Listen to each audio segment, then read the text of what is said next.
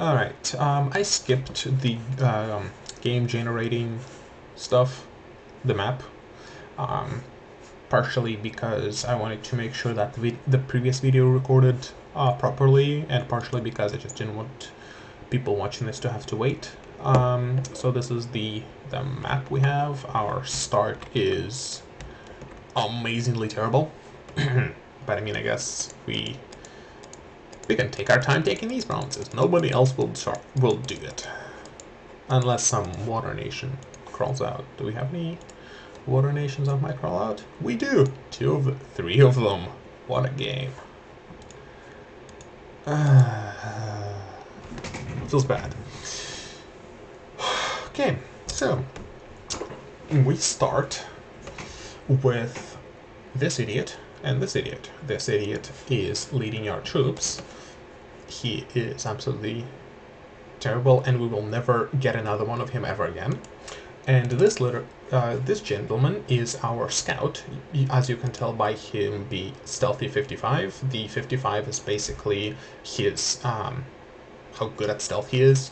I think 50 is the average that you generally see. So he's actually not bad. And the fact that he can fly means he can scout pretty far away. Like, he can go all the way over there instead of just the neighboring provinces. So, here is our commanders and our units. I'll just quickly go through our commanders, and then I'll quickly go through our units. Our first commander, air quotes, is the scout, which we discussed earlier. The scout is basically only used for scouting. Forget he has any fighting stats. Just ignore it. It doesn't exist. We have a pretty good scout. Let's leave it at that. This is our our one human commander. Basically, the lore of the nation is you have like a tiny bit of these humans, and most of the other people are the winged gentlemen. This human commander can technically lead troops, but honestly, if you're recruiting commanders, you will recruit commanders that can fly. So forget this gentleman exists. I know I do. Then we move on to our first actual commander. He will basically never be fighting, so his stats don't matter. Again, forget all of this exists. The things you do care about is he's only one recruitment point. We get 2 per turn at our capital, which means we can get 2 of these gentlemen a turn if we wanted to.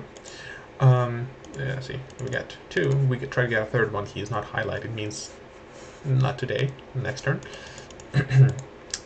He has 10 magic resistance, which is average. Average for basically all of these numbers is 10. Humans have, ordinary human has 10 HP, so he has slightly above average human health, lower than average protection, higher than average. Yeah, we don't care about those. But magic resistance we sometimes care about for commanders, so they don't fail for various spells in combat that might hurt him if he fails a magic resistance check. Magic resistance, wow, of 10 is not very good, but if he's getting hit by spells, your chances are you're doing something wrong, and he should be in the very back, telling all his guys to go die a glorious death. His morale of 11 is also not particularly amazing, but what can you do? Again, he shouldn't be getting hit, so he shouldn't really care about having low morale, because the more you're hit, the higher chances that you will run away, simply because you make more checks for morale. So you get hit, you're like, should I be fighting? You hit again, should I be fighting? Leadership of 60 means he can lead 60 normal units, and he gives them a +0 morale, and he can only lead 2 squads. So eh, he leads things. It's fine. And then he can become a mummy. So when he dies, he will get mummified and become this guy, which actually makes him able to lead less dudes, like normal dudes, but he can lead lots of undead. It makes him inspirational because, again, lore says the dead mummies are super amazing and all the people think so. Therefore, they're better leaders. He is also undead because, of course, he's a mummy. He is inanimate, so he can be like put to sleep. For example, he doesn't eat. He sees through illusions. Resistance to poison because I imagine he has no circulatory system. Actually becomes pretty magic resistant, and sacred because that's mummies. Are you my mummy? Then we have the better version of the guy, which I basically forget this one exists, and I just recruit these gentlemen. Everything else, all his stats are pretty much the same, except for his leadership. He can lead 80 units, and he gives them a +1 morale bonus, and he can lead 3 squads. He's just better in my opinion, and he still turns into a mummy. Nope. Still turns into a mummy like this, so better. And actually, for our first turn, we will be getting to him. Then we have our first mage. It can become a mummy. It has decent morale, pretty good magic resistance, terrible HP. He can technically lead a few units, but I basically never have him actually do so unless he's just grabbing some small amount of guys to ferry them over somewhere where he's happened to go anyways. Generally, these are my lab monkeys, which means he is sitting in a lab researching forever. His magic paths aren't super amazing. He can do stuff, but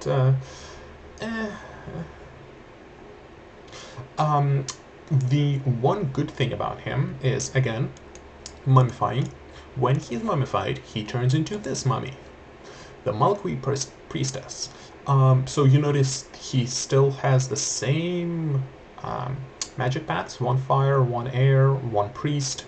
Still researches the same. Still is holy. Becomes pierce resistant because stabbing skeletons doesn't do nearly as much.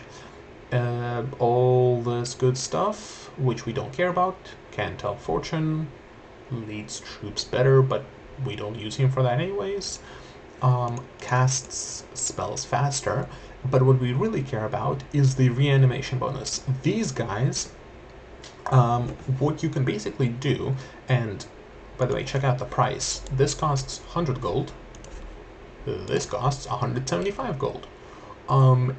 Unless you really, really want these guys fast for some reason, and I mean, even then it's probably not that good of an idea, but you never recruit them like this. You recruit this guy, and then you make him go kill himself somewhere, like suiciding into a big enemy army, and then he becomes this guy.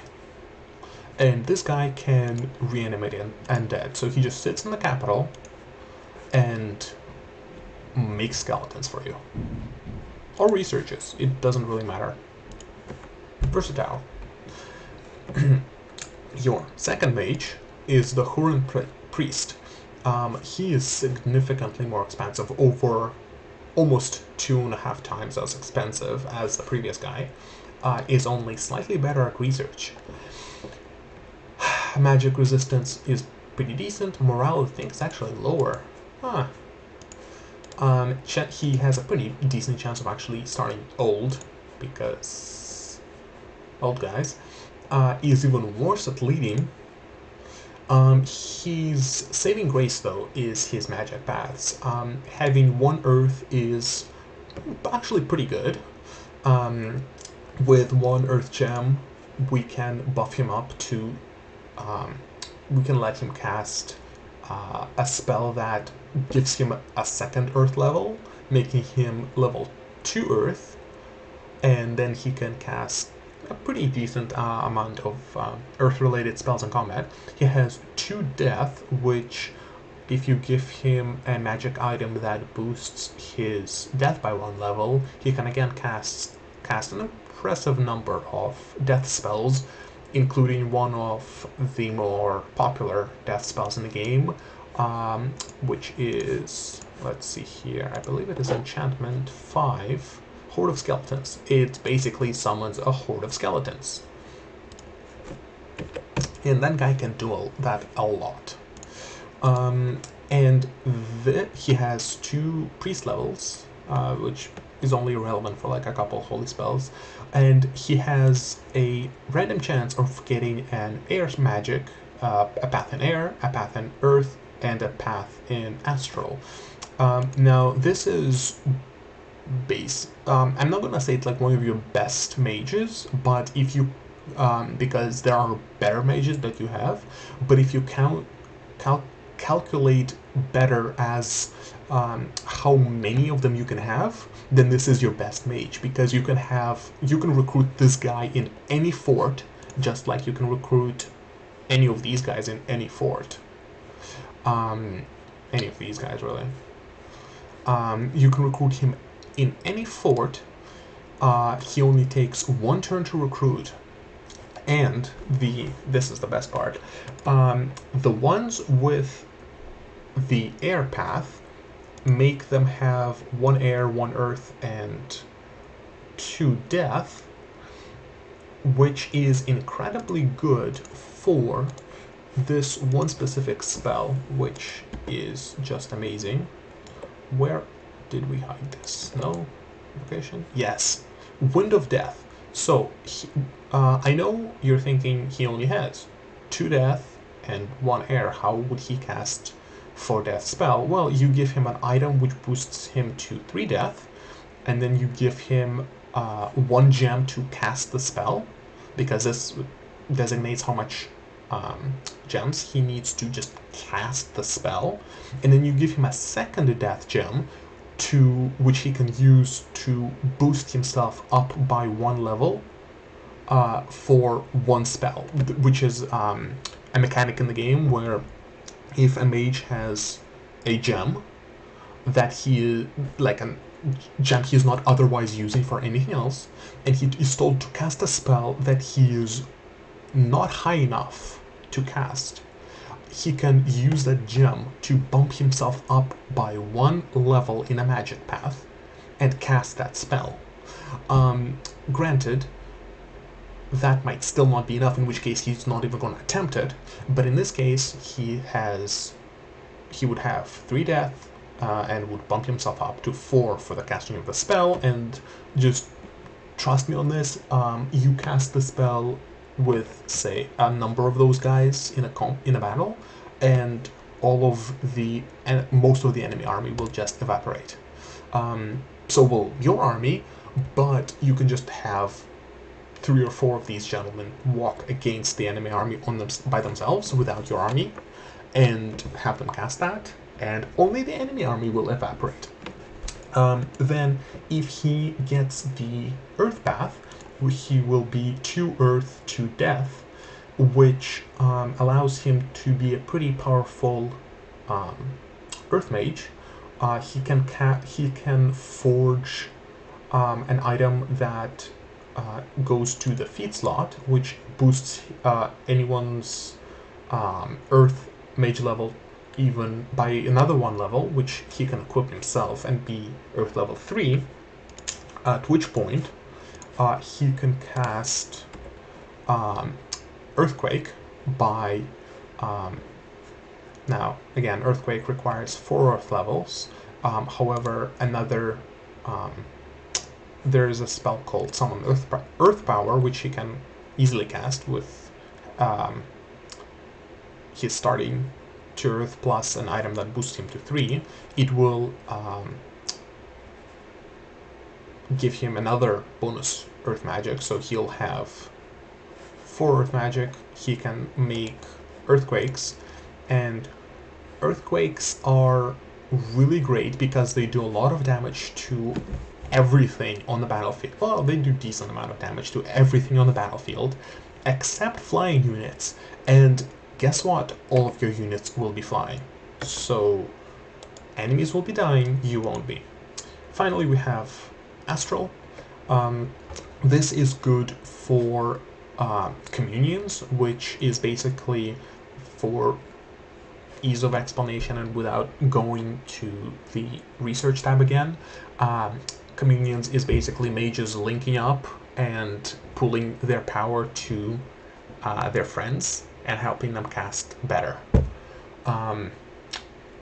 The fact that you can do communions on a nation makes that nation pretty powerful. The fact that you can do communions on Nazca is pretty amazing. If you couldn't do them, they would still be one of the best nations. With communions, they're even better, in my opinion. Now, the next 3 is basically, yeah, we already went through them. This guy is one of these becoming a mummy. This guy is this guy becoming a mummy, and this guy is this guy becoming a mummy. Then you have your 2, well, 3, but 2 capital only mages.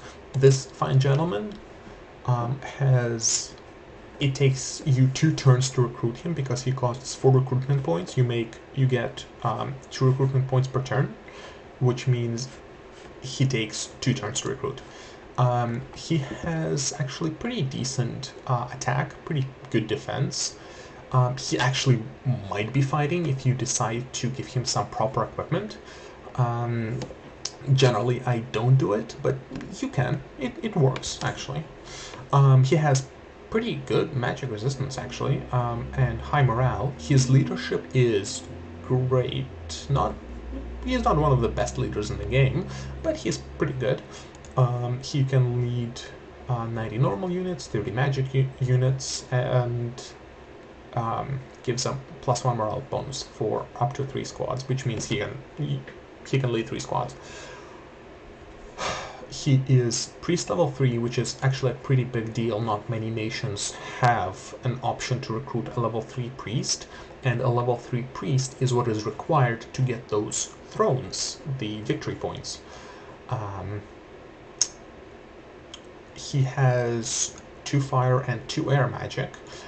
Quite honestly, I don't use these gentlemen for all that much spellcasting, because you can use him for some of it, but I just don't find fire and air to be that useful in this context, because fire usually involves him chucking fireballs or just making the enemies burn up, but has decent chance of hitting your own guys, which you generally don't want. And air makes lightning balls fall on the enemy or buffs your own guys, but due to this being only level 2, it makes it rather difficult buffing your big army.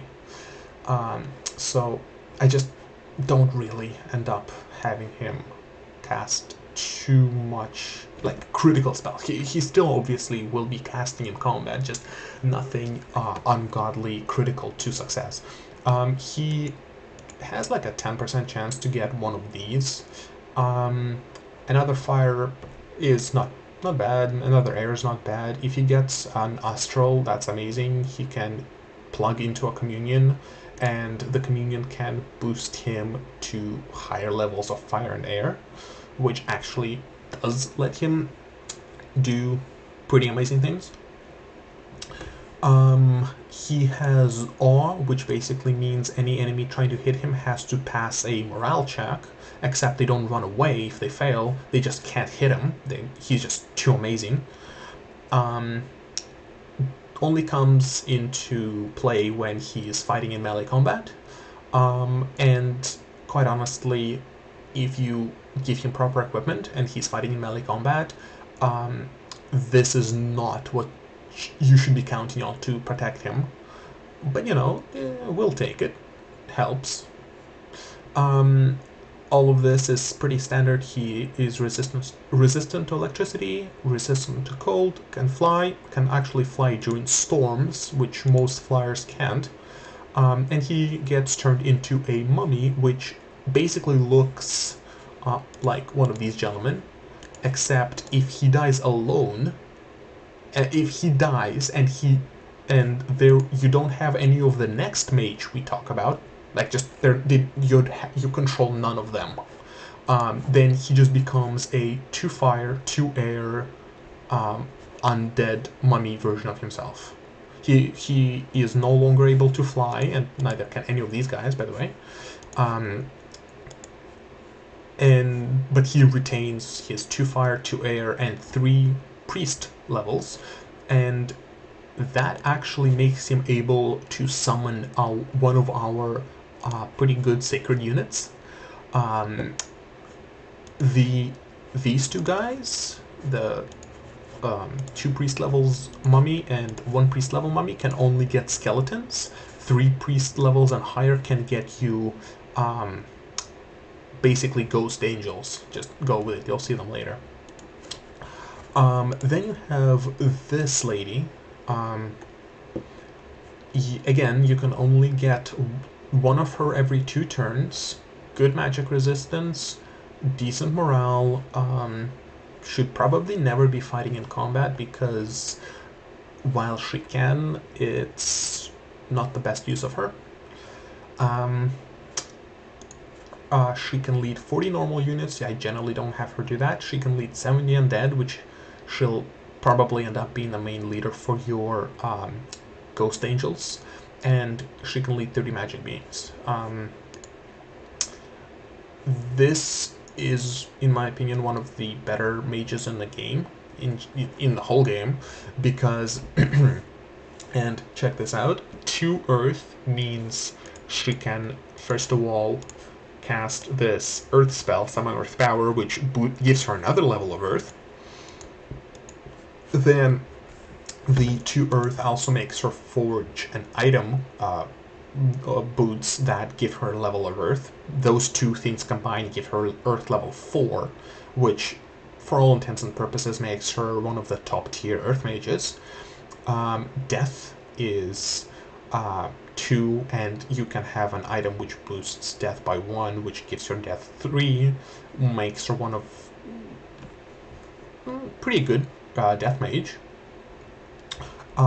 Astral 2 means she can be plugged into a communion and raise either of the 3 things to most whatever level you want. Then Astral 2 plus Earth 2 lets her make an item that gives her +1 to Astral. 3 Astral, I believe, lets you make an item which gives you like a hat, which gives you another +1 to Astral.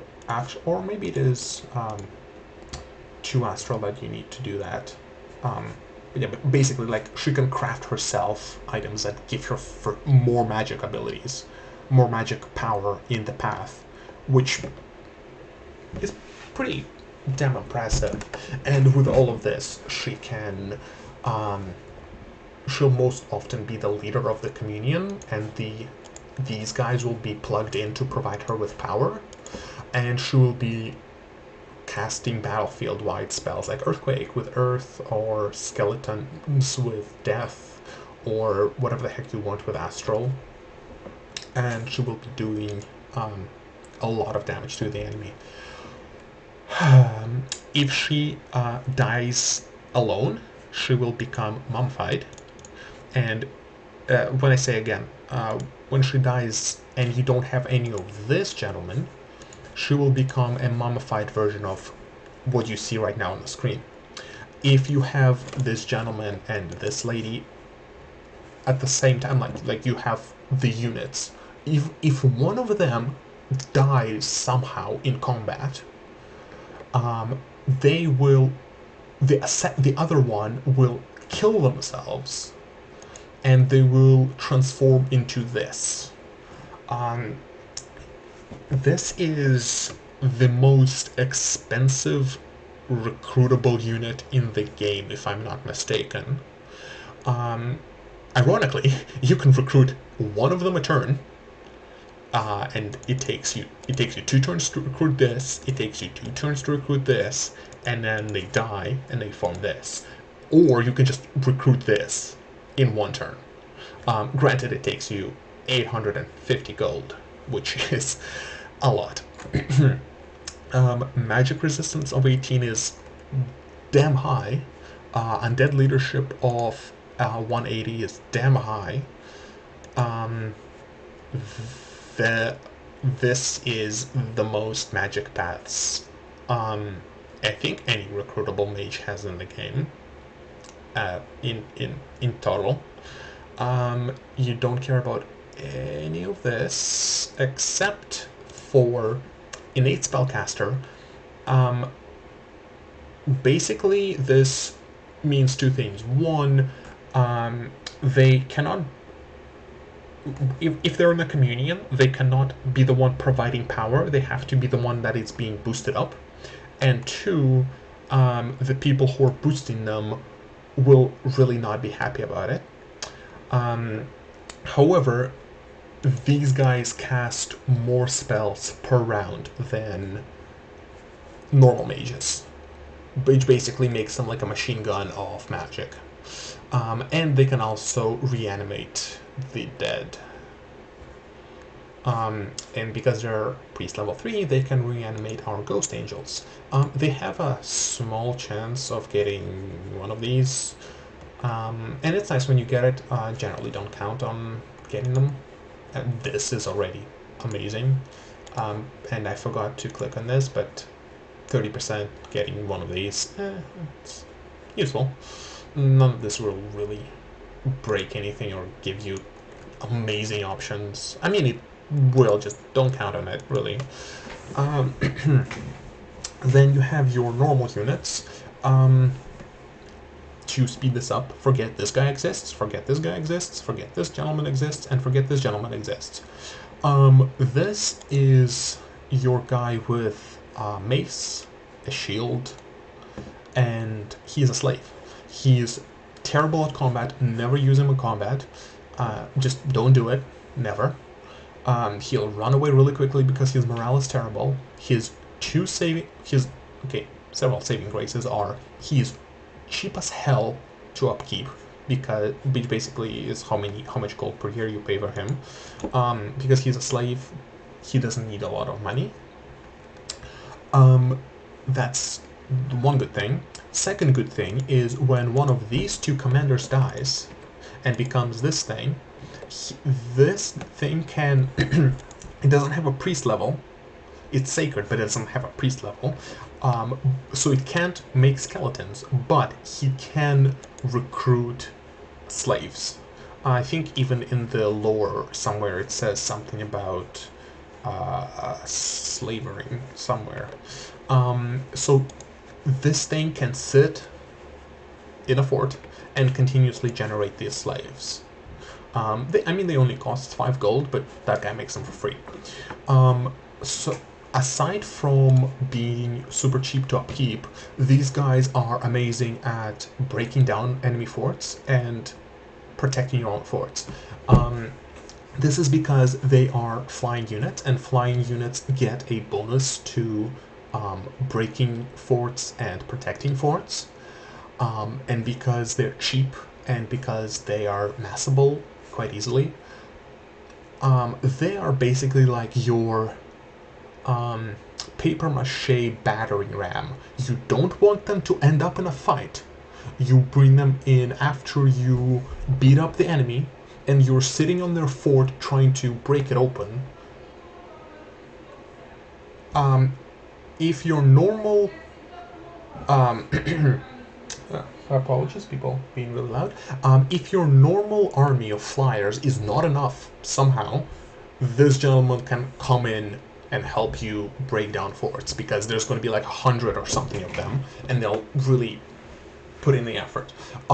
Plus, you can have like 100 sitting in each of your forts, and the enemy will be very sad when they try to break into one of your forts. Then you have the archer unit. Personally, I do not use archer units in just much in the minions in general, just because I don't know, not part of my overall, like, how I play the game. Plus, this is not one of the best archers in general. Like, you can do better things, I think, but it's workable. His precision is slightly above average. You don't really care about his attack and defense because of, while he does have a mace to hit people with, if they get into melee, he'll just die. Average morale, average magic resistance, slightly above average hit points. His short bow doesn't do all that much damage. But what you can do is have these guys back up death mages who are spamming skeletons. Skeletons are resistant, like here's a random undead. They're resistant to pierce damage. Bows deal pierce damage. So if they are shooting and hit one of the skeletons don't care much. Yeah. Then you have this gentleman with a spear. This is the gentleman I use the most. He has pretty decent defense, okay attack. His magic resistance is average, morale is slightly above average, HP slightly above average. He's pretty cheap. His bronze lance does 13 damage, but he gets a bonus for the first hit he does in combat, which is basically like him running really quickly at the enemy and stabbing them. It adds damage at the very start of the battle. Is pretty useful. They kill things pretty efficiently, in my opinion. Then you have this guy. He does 16 damage as opposed to the Lancer's 13. But I generally don't really use him because Mace doesn't get the charge bonus, and quite often you want to have the charge bonus because you would rather your guys charge the enemy, really hurt them due to the charge bonus, and then maybe the enemy decides to fight you. In this case, you have more damage over time, but your initial charge isn't as devastating, and devastating charges are quite useful in this game, in my opinion. However, it's good to have the option. He still has a shield, which makes him more resistant to arrows. His mace does do decent damage. It is blunt damage, which means it, say you're fighting skeletons, the pierce damage spearman is not going to be as good at fighting skeletons as the guy with a mace. Then you have the guy with an axe. Basically what we just had, just with an axe. Slightly less damage, but it's slashing damage. If you're fighting somebody who is resistant to piercing and is resistant to blunt, this is the gentleman you use. Never really end up recruiting him, but you can. Then you have the Sun Guard. The Sun Guard has 23 gold. It costs 23 gold, which is the most expensive of our normal units. He has 13 HP, which is pretty good. 13 attack, good. Much higher than average defense.